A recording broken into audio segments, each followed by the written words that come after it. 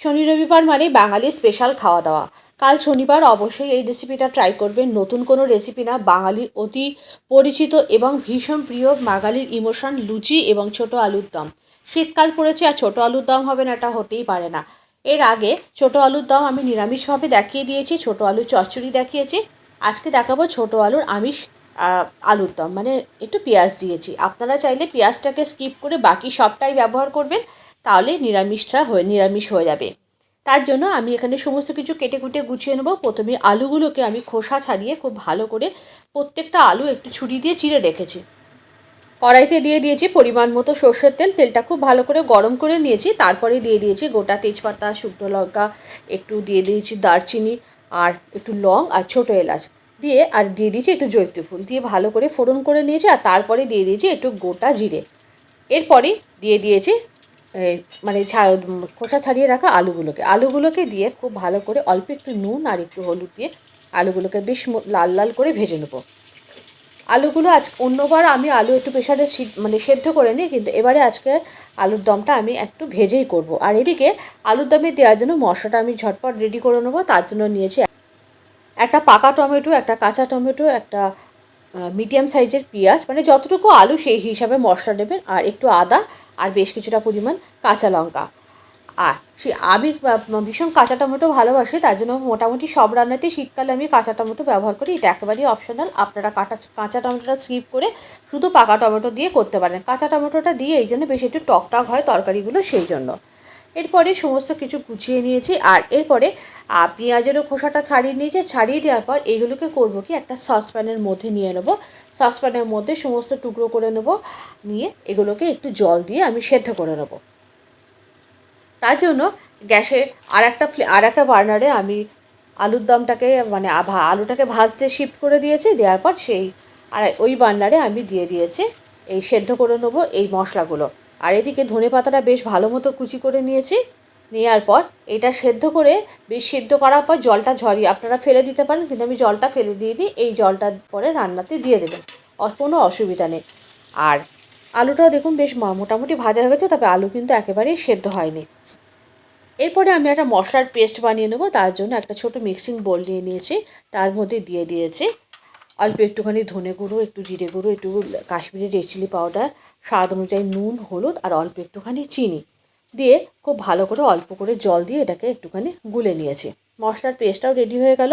আর এদিকে দেখুন এই টমেটো, আদা, লঙ্কা, মানে পেঁয়াজটা এগুলো সেদ্ধ হয়ে গেছে। আমি কিন্তু কোনো রসুনের ব্যবহার করিনি। আর এদিকে আলুটা কিন্তু এখনও পুরোপুরি সেদ্ধ হয়নি, তবে একটু হালকা সেদ্ধ হয়েছে। এরপরে এই একটা পেস্ট বানিয়ে নেবো, এগুলো একটু ঠান্ডা করে নিয়ে।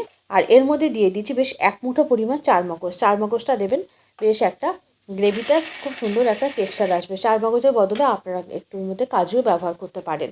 খুব ভালো করে পেস্ট করে নিয়েছি, দেখুন মশলার পেস্টটা একেবারে মিহি হয়ে গেছে। আর এদিকে আলুগুলোও কিন্তু সেদ্ধ হয়ে গেছে। এরপরে মশলাটা দিয়ে দেবো। আলুগুলোকে আর কড়া থেকে তুলবো না, এই আলুর মধ্যেই মশলাটা দেবো। মশলাটাও কষানো হবে, আলুটাও কষানো হবে, পাশাপাশি আলুটাও সেদ্ধ হবে। আর এদিকে জায়ফল আমি একটুখানি গ্রেটারে গ্রেট করে দিয়েছি। জায়ফলটা এরকমভাবে গ্রেটারে গ্রেট করে দেবেন, ভীষণ সুন্দর একটা ফ্লেভার আসে। আর তারপরে যে মশলার পেস্টটা করে রেখেছিলাম, মশলার পেস্টটা দিয়ে দিয়েছি। দিয়ে খুব ভালো করে এরপরে আলুর দমটাকে কষিয়ে কষিয়ে রান্না করতে হবে। কষিয়ে কষিয়ে যখন বেশ গ্রেভিটা একেবারে ঘন হয়ে আসবে, আর এদিকে আর একটা পাত্রে আমি অলরেডি গরম জল বসিয়ে দিয়েছি, অবশ্যই গরম জল দেবেন।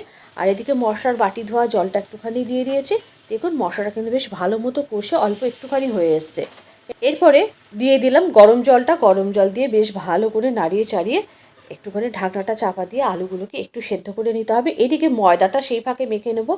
1 কাপ ময়দা নিয়েছি এখানে, যেহেতু আমি আমার মতনই শুধু লুচিটা করব, সেই জন্য অল্প করে ময়দা নিয়েছি। অল্প একটুখানি দিয়ে দিয়েছি চিনি, অল্প একটু নুন দিয়েছি, একটু চিনির গুঁড়ো, একটু সাদা তেল, একটু জোয়ান, আর একটু কালো জিরে দিয়ে খুব ভালো করে ময়াম দিয়ে অল্প অল্প করে জল দিয়ে ময়দাটা মেখে নিতে হবে। ময়দা মাখাটা সেরকমভাবে দেখালামটা এর আগে বহুবার দেখিয়েছি।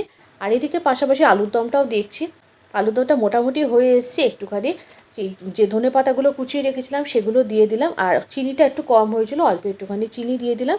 আর এদিকে তেজপাতাগুলোকে তুলে ফেলে দিলাম। তেজপাতাগুলো তরকারির মধ্যে থাকলে বড্ড বেশি ডিস্টার্ব করে, আর খাবার পাতে পড়লে দেখতেও ভালো লাগে না। একদম রান্নাটা হয়ে এসছে। একটু ঘি দিয়েছিলাম, ঘি দিয়ে একেবারে একটু ঢাকনা চাপা দিয়ে আলুর দমটাকে রেখে দিলাম গ্যাসের ফ্লেমটা বন্ধ করে। এদিকে লেচি কেটে নিলাম, লেচি কেটে একেবারে গোল করে নিলাম। বেলন চাকিতে খুব ভালো করে বেলে এবারে ছেঁকে নেওয়ার পালা। এদিকে গ্যাসের উপর কড়া বসিয়ে দিয়েছি, তার মধ্যে পর্যাপ্ত পরিমাণে সাদা তেল ভালো মতো করে গরম করে নিয়েছি। লুচি তো ভাজতে গেলে ভীষণ গরম তেল লাগে জানেন, একদম কম তেলে মানে কম গরম তেলে লুচি দেবেন না, সেই লুচি কিন্তু একেবারেই ফুলবে না। এরপরে লুচিগুলোকে বেশ ভালো করে মানে ভেজে দিয়েছি, কী সুন্দর ফুলেছে দেখুন, প্রত্যেকটা লুচি এরকম ফুলেছিল। এরপরে সার্ভ করে নিলাম। বাঙালির প্রিয় এই খাদ্য লুচি আর আলুর দম হলে রবিবার আর শনিবারে সকাল বলুন আর সন্ধেবেলা মানে রাতের ডিনার বলুন, একদম জমজমাট। এর সাথে ছিল একটা নলেন গুড়ের রসগোল্লা। আর কি লাগে বলুন? এরকম রেসিপি অবশ্যই আপনারা ট্রাই করবেন। আজকের রেসিপিটা কেমন লাগলো অবশ্যই কমেন্ট করে জানাতে ভুলবেন না। নিত্য নতুন রান্নার আপডেট পেতে অবশ্যই অন্তরার পেজটিকে ফলো রাখবেন। আপনারা পাশে আছেন বলেই পরিবারটি আস্তে আস্তে বড় হচ্ছে। আপনাদের সহযোগিতায় পরিবারটিকে আরও অনেক দূর এগিয়ে নিয়ে যেতে চাই। রেসিপিটা কেমন হয়েছে জানাবেন, অবশ্যই ট্রাই করবেন। আবারও দেখা হচ্ছে পরবর্তী ভিডিওতে আর একটা নতুন কোনো রেসিপির সাথে।